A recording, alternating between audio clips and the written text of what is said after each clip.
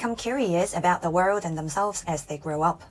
As a part of growing up, the development of curiosity over sex is natural. From learning about their body to how to protect themselves, sex education lies the foundation of healthy self-image, self-protection awareness, and also the learning of appropriate boundaries with others and interpersonal interactions. Children receive a wide range of information from different channels in daily life, like TV programs, social media, interaction with peers, or simply observation on the adult's conversation. These information could create confusion about the concept of sex.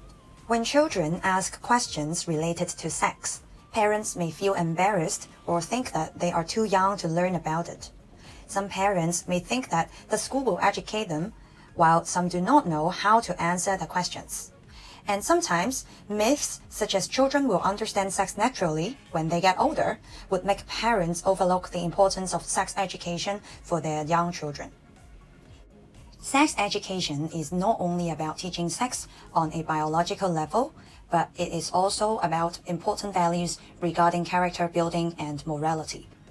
Proper sex education helps children understand their growing body and social and psychological development, and thus establish social skills and healthy relationships with others. It also helps children differentiate between right and wrong from the knowledge about sex. Proper sex education helps reduce stress from exposure to false information about sex and self-value. Last but not least, sex education can help children develop abilities to protect themselves from risks and crises of harm and become a responsible person who respects socially acceptable boundaries. Then, how can parents conduct sex education for their children and teach them about self-protection? When educating children about sex, parents should talk naturally and openly. It is important to address the fact that children are curious about sex and they need to be educated. Parents' attitude and content of sex education should be aligned. Those help build a safe and comfortable atmosphere for children to share their thoughts. Following example. Touching their private parts is one example of children's way to address their curiosity about sex. Parents should respect and embrace such need to learn about their bodies. Parents could tell the child, "It's perfectly normal to be curious about your body, but you do not touch your private parts in public places because you need to protect your body. If you feel uncomfortable or unwell, you can tell mommy or daddy and we can find out how to handle the discomfort in a private place like a washroom."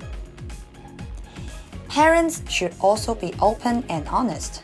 For example, if happened, children see a making out scene on TV program or in other social occasions, parents could tell them, "When adults have an intimate partner, like daddy and mommy, they want to show love and affection. They may kiss and hug each other. They both like this way of showing their love, so they agree to hug and kiss. But if one of the person does not like it, the other person will need to respect that and not to do that." Children's curiosity and creativity could look like puzzles for parents to solve. It's normal and totally understandable when parents struggle to answer some questions. Simply address the curiosity of the child is good enough to solve the puzzle sometimes. Like by telling your child, "You just asked an important question. Why don't we keep it in mind and discuss it when we have time?" It's essential to reach a consensus within the family before conducting sex education. Attitude and messages to be shared to children should be coordinated and aligned among family members so that the child could receive clear messages and not be confused. In the meantime, parents could also let the child know that he or she could ask for help from family and reliable adults such as teachers or social workers, when they want to ask a question or when they encounter problems.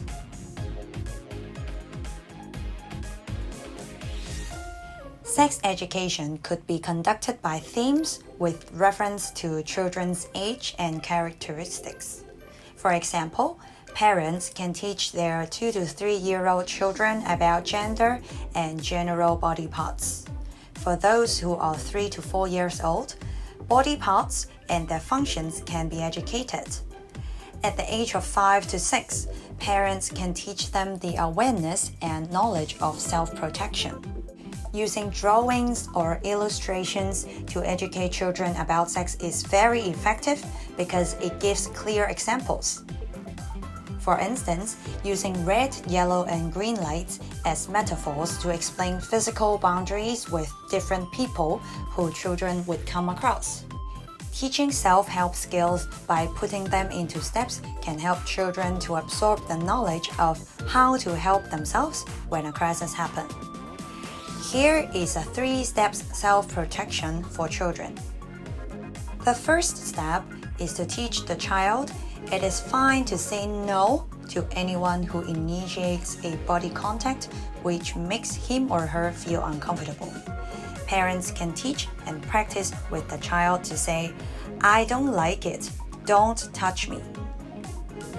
No, I have to ask my parents first. The second step is to stay away from that person and reach out to their parents or adults whom they trust.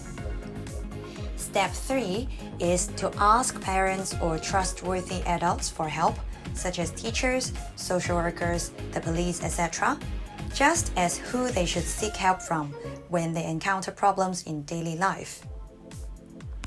As parents, if we could have an open and positive attitude towards sex education and acknowledge the fact that children are naturally curious and need to be educated, we can spot good timings to address children's curiosity and avoid confusion over myths about sex. And more importantly, with this positive education about sex, children can develop abilities to protect themselves from risks of harm and become a responsible person who respects boundaries.